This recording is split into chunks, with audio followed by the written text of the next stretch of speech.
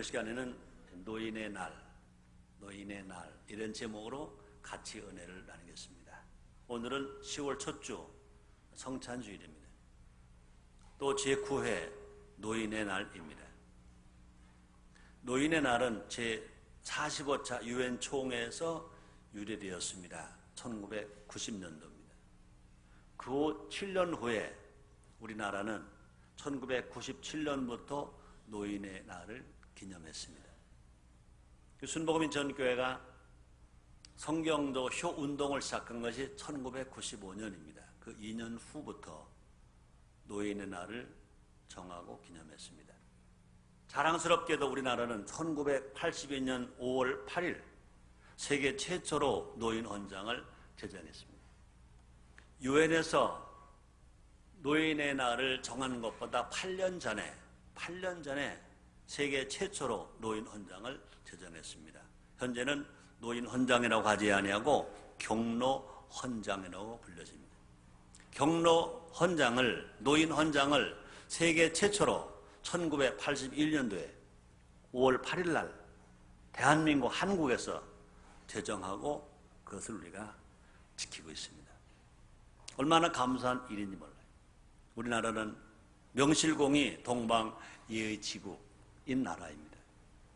그러므로 우리가 노인의 날을 기념하는 것은 참 중요합니다. 노인 헌장을 제정해서 공표하는 것 참 중요합니다. 그런데 더 중요한 건 뭐냐? 노인 공경이 사라지는 현실에서 이것을 많은 자손들에게, 후손들에게, 제자들에게, 국민들에게, 성도들에게 가르치는 겁니다. 또 가르칠 뿐만 아니라 이것을 실천하게 하는 것입니다. 실천하게 하는 것. 대한민국 현재 고령화 사회에 접어들고 있습니다. 전체 인구 중 65세 이상이 7%를 넘어섰습니다. 세계에서 가장 빠른 속도로 고령화 사회에 진입하고 있습니다.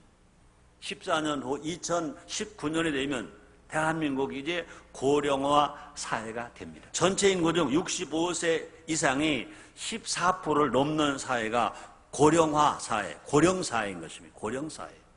이처럼 노인 문제는 이제 한 가정의 문제가 아닙니다. 노인 문제는요, 한 개인의 문제가 아닙니다. 노인 문제는요, 사회 문제고 더 나아가서 노인 문제는 대한민국의 생존의 문제입니다.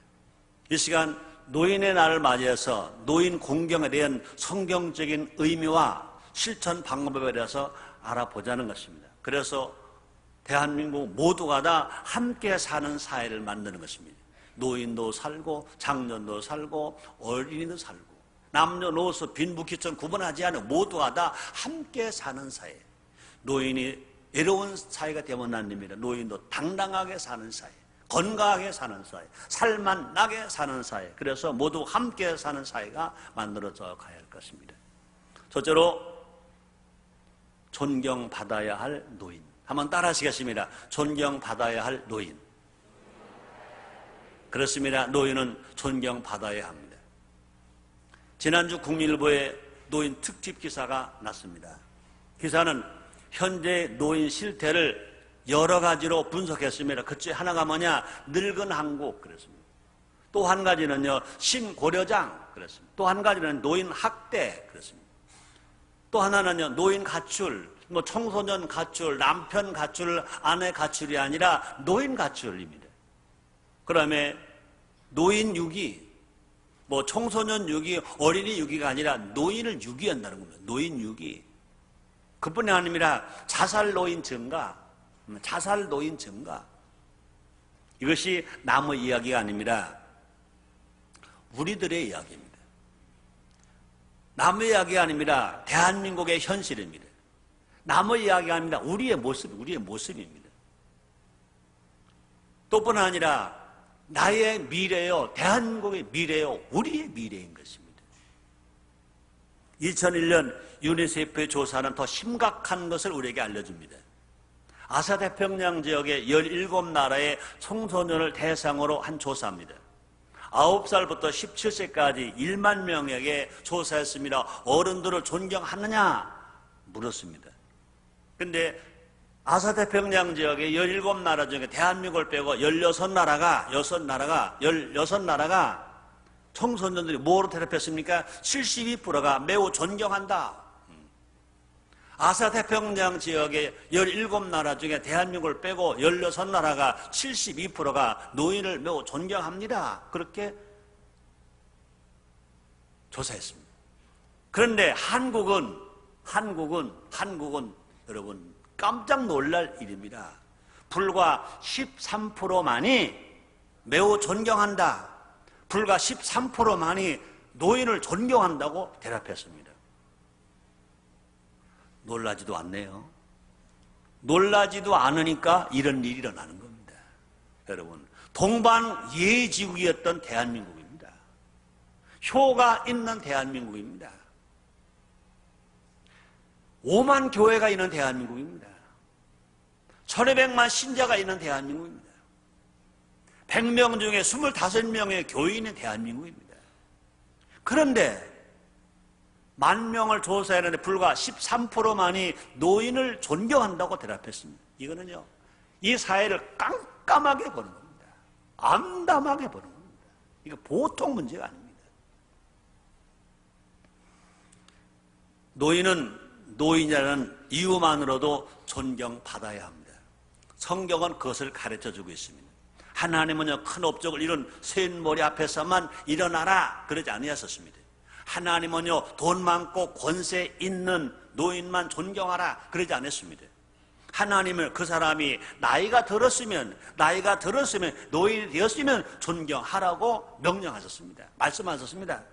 레위기 19장 32절입니다. 너는 샌머리에 비로소고 노인의 얼굴을 공경하며 네 하나님을 경외하라. 나는 여호와니라. 그러므로 노인 공경은 하나님 나라의 법입니다. 노인 공경은 하나님 나라의 정신입니다. 노인 공경은 하나님 아버지의 명령입니다. 노인 공경은 여호와 하나님 야훼 하나님의 명령입니다. 샌머리 앞에서 일어선다는 것은 어떤 뜻일까? 노인분들의 삶을 있는 그대로 존경하라는 것입니다. 늙었다는 이유로 멸시하지 말라는 겁니다. 내가 힘이 있다는 이유로 노인을 무시하지 말라는 겁니다. 나는 이제 지식도 있다, 건강도 있다, 물질도 있다, 권력도 있다. 그렇기 때문에 이제 내가 노인 세대가 필요 없다. 그러니 난 노인과 관계없다. 무시하겠다. 그런 말은 아니라는 것입니다. 그래서 성경 잠언서 23장 22절에 이렇게 말씀하십니다. 너 낳은 아버지에게 청종하고 네 늙은 어미를 경히 여기지 말지니라. 아무리 학력 있고 권세가 있고 지식이 있고 물질이 있다 하더라도 자기를 낳은 아비의 말씀에 귀를 기울이고 청종하라는 겁니다. 자기를 낳은 늙은 어미를 경히 여기지 말라는 겁니다. 여러분, 사무엘 아시죠? 위대한 사무엘. 사무엘은요, 하나님께 인정받지 못하는 엘리 제사장도 존경했습니다.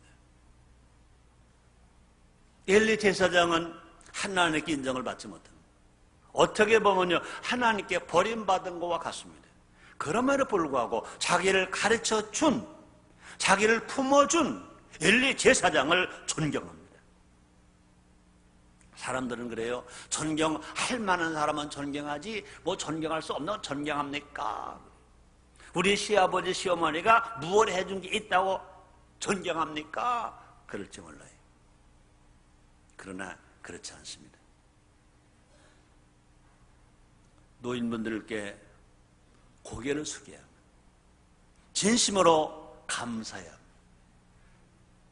항상 인정해야 합니다. 그분들의 희생이 있었기에 지금의 한국이 있는 겁니다. 우리나라는요, 공산화될 수밖에 없어도 6.25 전쟁 같은 전쟁이 있었습니다.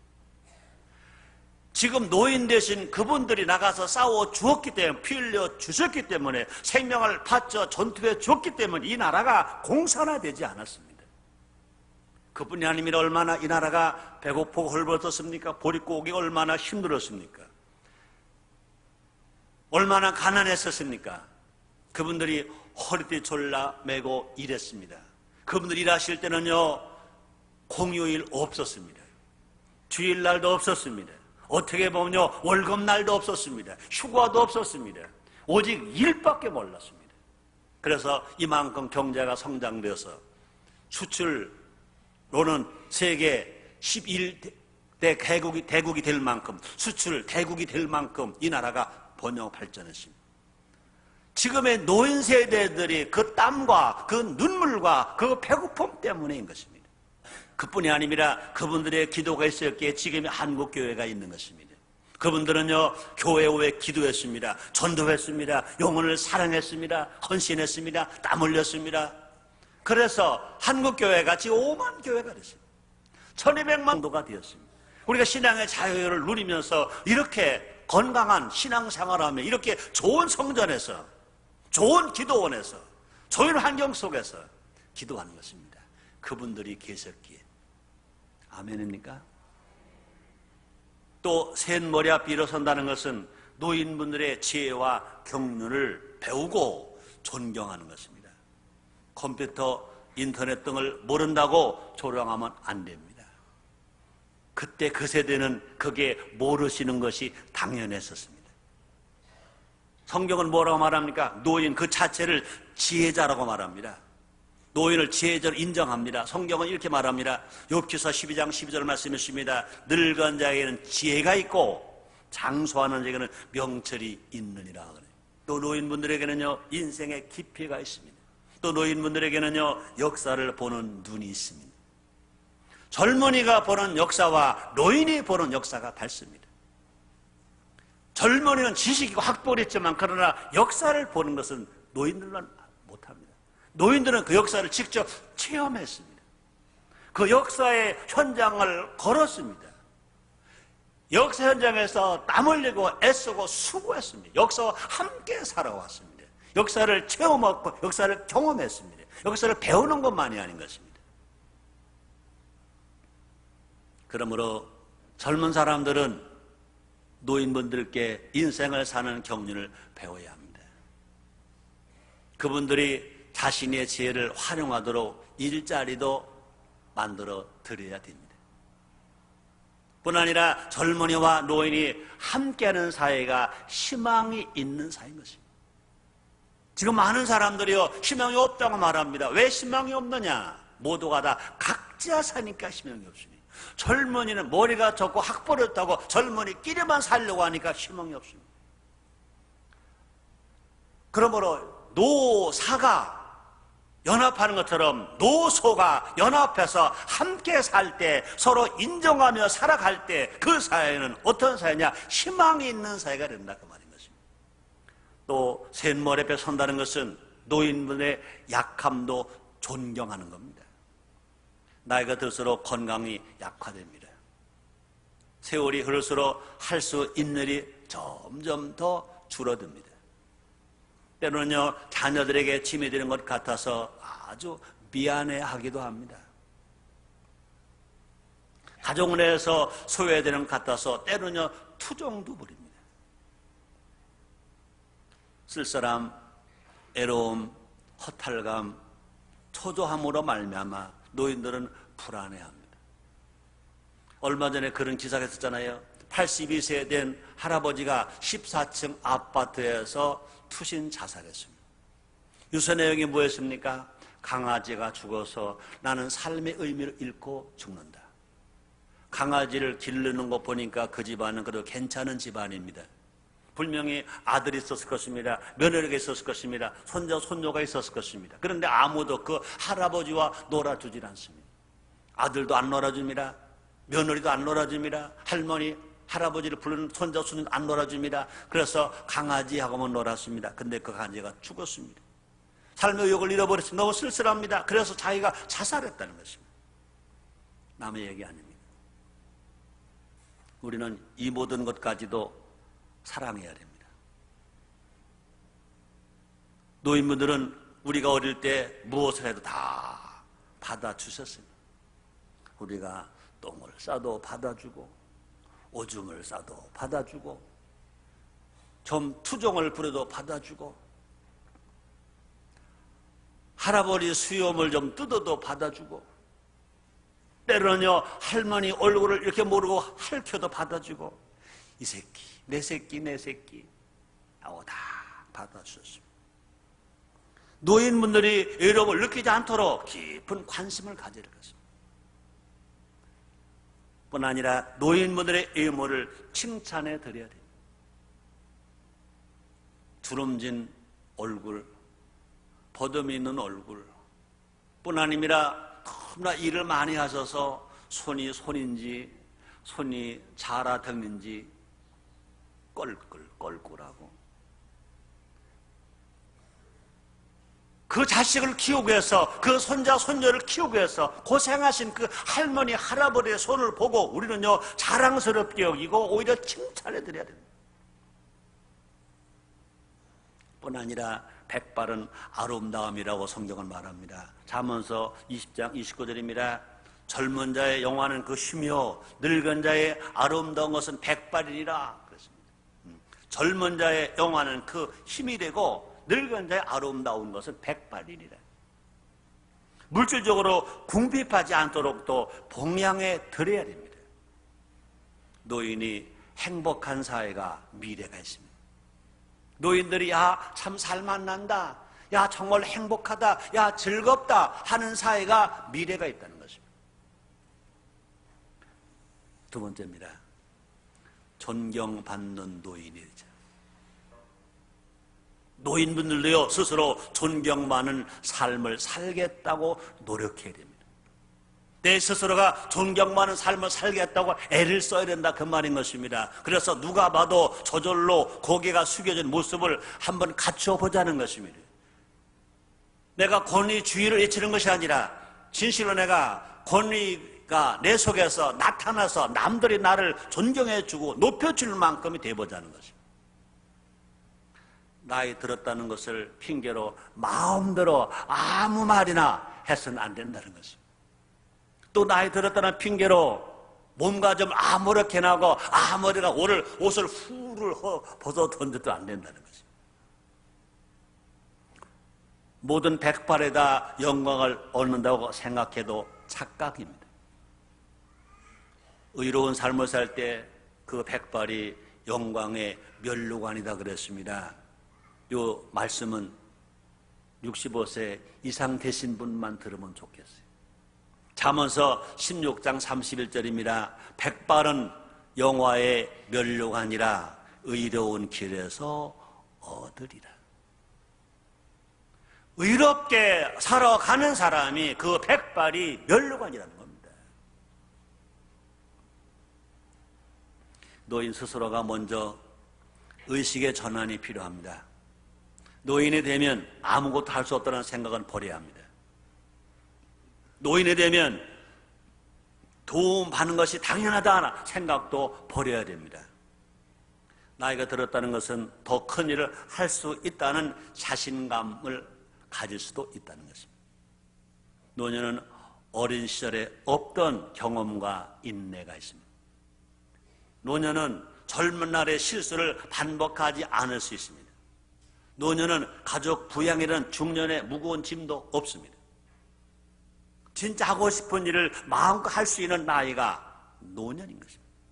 그래서 수명 연구가 리디아 브론테는 이런 말을 했습니다. 우리의 수명이 늘어나는 동안 노화 과정이 느려지면서 생산적인 중년기가 길어지게 된 것이지 기운 빠진 노년기가 늘어나는 것이 아니다, 그런 말이었습니다. 뿐 아닙니다. 하나님께 크게 쓰임 많은 일꾼들을 한번 생각해 보시기 바랍니다. 역사에 큰 일을 감당했던 성경의 위인들은 다 노인이었습니다. 노아는 600세 되던 해, 600세, 노아가 600세 되던 해에 방주를 띄웠습니다. 120년 동안 하나님 앞에 순종하고 배를 만들어서 600세 될 때 배를 띄웠습니다. 아브라함은요 75세에 하란을 떠났습니다. 75세 된 아브라함 하나님께서 말씀하십니다. 내가 지시할 땅으로 가라. 그 말씀을 듣고 떠날 때가 언제 75세였습니다. 모세는요 80세 때 이스라엘 민족을 출애굽시키는 지도자가 되었습니다. 80세 때. 또뿐 아니라 갈렙은요 85세에 헤브론 땅을 정복했습니다. 85세 때. 사도 요한은요 90이 넘은 나이에 밤모섬에서 요한 계시록을 기록했습니다. 90이 넘은 나이에. 그렇다면 여러분 75세가 아직 안 되신 분들은요 아직 젊은 겁니다. 희망을 가지시기 바랍니다. 희망을 가지시기 바랍니다. 하나님은요 노인들에게 꿈을 주신다고 약속하셨습니다. 우리 하나님은요 젊은 사람만이 아닙니다. 자녀들이 아닙니다. 노인들에도 꿈을 준다 약속했습니다. 사도행전 2장 17절에 보니까 하나님은 가라사대 말세 내가 내 영으로 모든 육체에 부어지리. 말세에 하나님의 영으로 모든 육체에 부어지리니 남자 여자 구분하지 아니하고 남녀노소 빈무기전 모든 육체에 부어지리니 너희 자녀들은 예언할 것이요 너희 젊은 환상을 보고 너희 늙은 꿈을 꾸리라. 말세에 남자와 여자 성령을 물부터 부어준다 그랬습니다. 모든 육체에 부어준다 그랬습니다. 우리의 그냥 마음에가 아닙니다. 육체에 부어준다. 육체에 부어준다. 자녀가 예언하고 젊은이가 환상을 보고 늙은이가 꿈을 꾼다고 그랬어요. 그 말이 뭡니까? 우리 하나님은요 이처럼 남자 여자 성령을 물부터 부어줄 때 자녀만 쓰시는 게 아니라 젊은이만 쓰시는 것이 아니라 늙은이도 쓰시겠다는 겁니다. 자녀는 예언하고 젊은이 환상을 보고 늙은이가 꿈을 꾼다는 겁니다. 성령의 꿈을 꾸는 노인이 존경받습니다. 꿈을 위해 도전하는 노인이 아름답습니다. 하나님 나라에 정년이 없습니다. 하나님의 일에는요 정년이 없습니다. 하나님을 쓰시고자 하면 쓰시는 것입니다. 여러분 모두가 다 하나님 나라의 주인공 되시기를 주의 이름으로 축원합니다. 주님이 쓰시는 일꾼들 다 되시기를 주의 이름으로 축원합니다. 주님이 쓰시는 일꾼은요 나이를 보지 않습니다. 꿈이 있는 노인이 하나님께 인정받고 사람들로부터 존경받습니다. 사랑 성도면 돼요. 성령 충만하고 성령 세례로 성령 능력으로 성령으로 꿈으로 말미암아 하나님께 날마다 인정받고 사람으로부터 존경받는 여러분 다 되시기를 주님의 이름으로 축원합니다. 지난 2년 동안 순복음 인천교회에서는요 권사대학을 운영했습니다. 제가 권사대학 첫 번째 강의에서 좋은 할머니, 좋은 할아버지가 되는 10계명을 제가 발표했었습니다. 한번 알려드릴게요. 보세요. 첫째, 삼심을 전수하자. 그 말이 뭡니까? 신앙심, 애국심, 효심을 전수하자. 우리 모두가 다 신앙심 갖자, 애국심 갖자, 효심 갖자. 이것을 가지고 내가 실천할 뿐만 아니라 나의 후손들에게 신앙심을 전수하고 애국심을 전수하고 효심을 전수하자, 삼심을 전수하자 그랬습니다. 두 번째입니다. 틈나는 대로 손자들을 따뜻하게 껴안아 주자. 틈나는 대로. 과거의 할머니 할아버지는요 손자 손녀를 너무너무 사랑했어요. 근데 요 근래 할머니 할아버지는 좀 깨가 있으신가 봐요. 안아주기가 힘들면 야 팔 아프다 그래. 야 허리 아프다 그래. 자기 몸을 가꾸기 위해서는요 에어로빅도 잘하시고 춤도 잘 추시고 경로당에 가서 이런 일 잘하시는데 진짜 손자 손녀를 위해서 잘 안 하시려고 한다 이거지.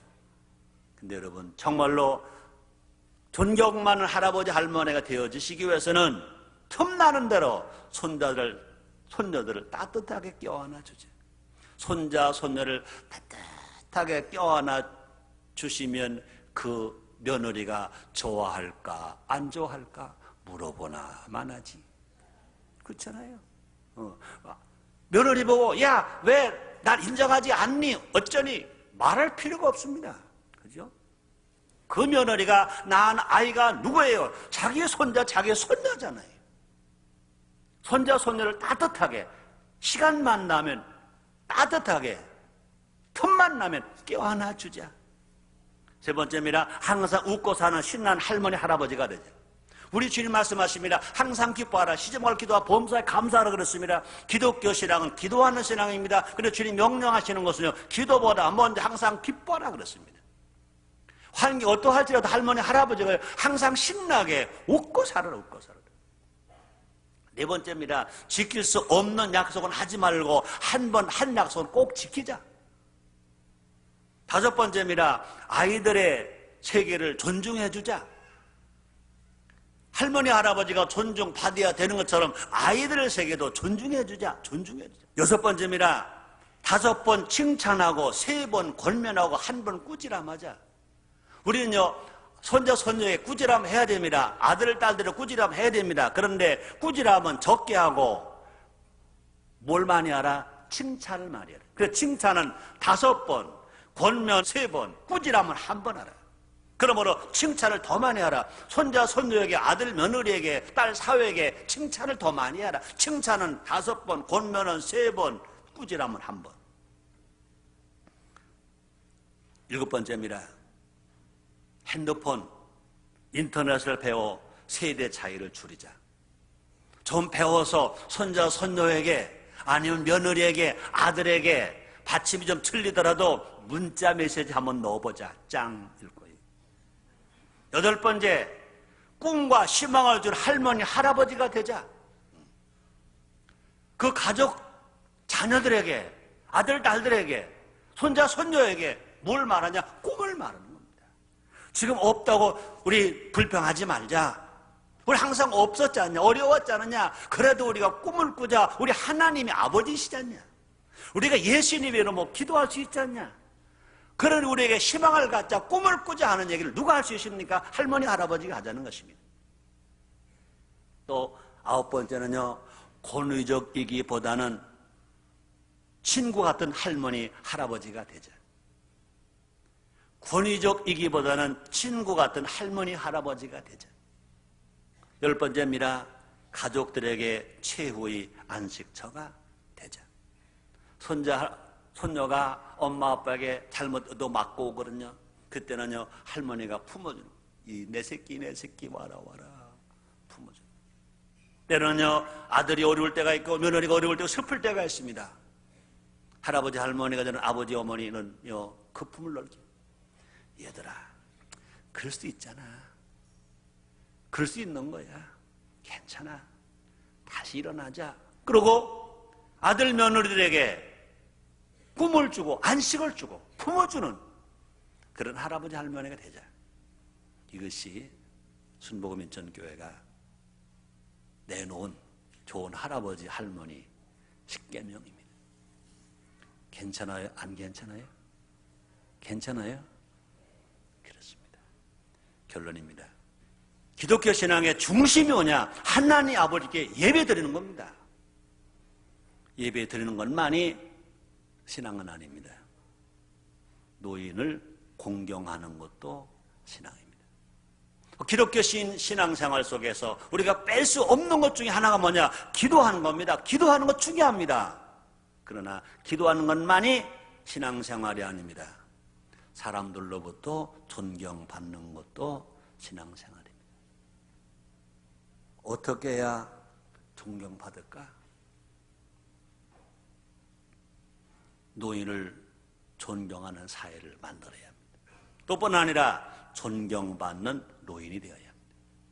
그러므로 존경과 사랑이 넘칠 때, 존경이 넘치고 사랑이 넘칠 때, 젊은 사람들이 노인을 존경하고 노인들이 젊은 사람 사랑할 때, 내리사랑이 있고 원리효가 있을 때 모든 사람, 모든 가족은 행복할 수 있습니다. 존경과 사랑이 넘칠 때 우리나라 대한민국은 힘 있는 나라가 되고 잘 되는 나라가 될 수 있습니다.